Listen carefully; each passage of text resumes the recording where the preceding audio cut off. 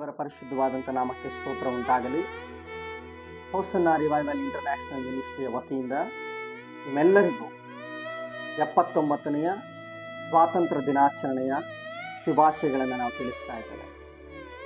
ಒಂದು ವಚನವನ್ನು ನೋಡೋಣ.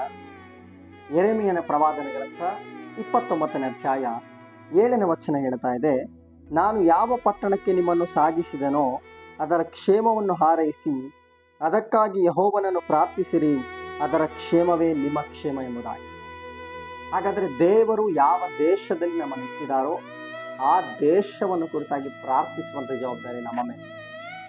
ಭಾರತ ದೇಶದಲ್ಲಿ ದೇವರು ನಮ್ಮನ್ನು ಇಟ್ಟಿದ್ದಾರೆ. ಈ ದೇಶಕ್ಕೋಸ್ಕರ ಪ್ರಾರ್ಥಿಸಬೇಕಾದಂತಹ ದೊಡ್ಡ ಜವಾಬ್ದಾರಿ ನಮ್ಮೆಲ್ಲರ ಮೇಲಿದೆ. ನಮ್ಮ ಭಾರತ ದೇಶದ ಎಲ್ಲ ಅಭಿವೃದ್ಧಿಯ ಕಾರ್ಯಗಳಿಗೋಸ್ಕರ ನಾವು ಪ್ರಾರ್ಥಿಸುವಂಥವರಾಗಿರಬೇಕು. ಯಾಕೆ ಅಂತಂದರೆ ದೇಶದ ಕ್ಷೇಮವೇ ನಮ್ಮ ಕ್ಷೇಮ ಎಂಬುದಾಗಿ ದೇವರು ಹೇಳ್ತಾ ಇದ್ದಾರೆ. ಆಮೇಲೆ ದೇವರ ವಾಕ್ಯದ ಮುಖಾಂತರ ನಮ್ಮನ್ನು, ನಮ್ಮ ದೇಶವನ್ನು ದೇವರ ಆಶೀರ್ವದಿಸಲಿ. ಆಮೇಲೆ